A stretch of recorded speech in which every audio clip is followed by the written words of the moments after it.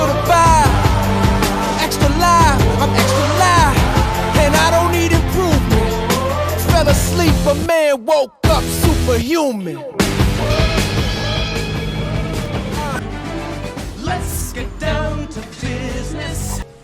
So, welcome back to the Jongravesshow, everybody, and I wanted to talk a little bit about the craziness that kind of has been going on so far. I've made this video about 12 times now, and at this point, I'm just gonna go off the cuff because it works a little bit better for me.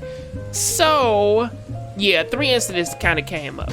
First off, the Funimation thing, that was actually really funny, okay? I'm gonna link that in the description. I'm not gonna really talk too much about it because technically the only thing that I really can say about it is the fact that, hey, these guys are kind of hypocritical, and Funimation was sitting on that information for like the longest while now, and they should have did something about it instead of just hiring Vic Mignogna, or at least like firing Vic from like his job and whatnot, and kind of getting him ostracized from the voice acting community. But it's whatever, you know what I'm saying? Like, those guys, they're getting it from the fan base, and that defamation suit is looking like it is gonna go in Vic's favor like mug, but that's neither here nor there. The second story that I really wanted to talk about, which story did I want to talk about next?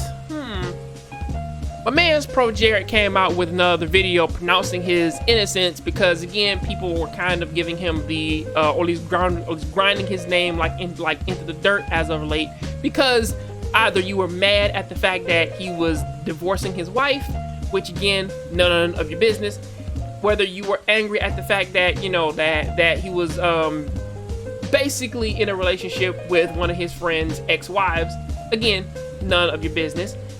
Or basically you were angry at the fact that he was sharing nudes with fans, and you were calling it a power dynamic and calling the guy manipulative. Now, mind you, I'm not going to post any of his pictures here. I mean, hey, look at Projard, man, like in a Sailor Mercury costume, which, to be fair, kind of suits him. Not my cup of tea, but it suits him.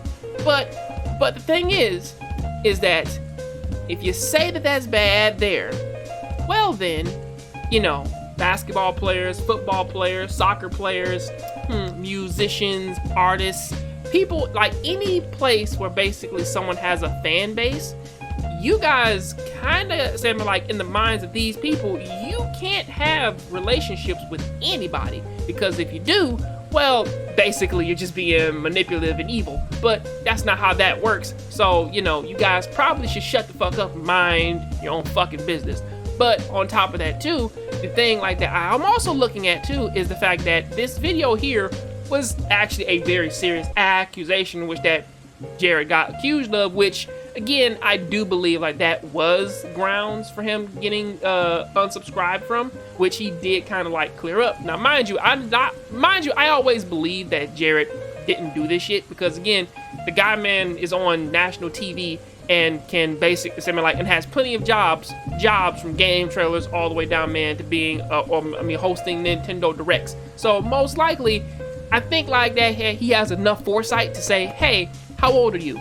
Now, mind you, he did kind of clear all this up in his video. Again, link that in the description. You guys can check that out.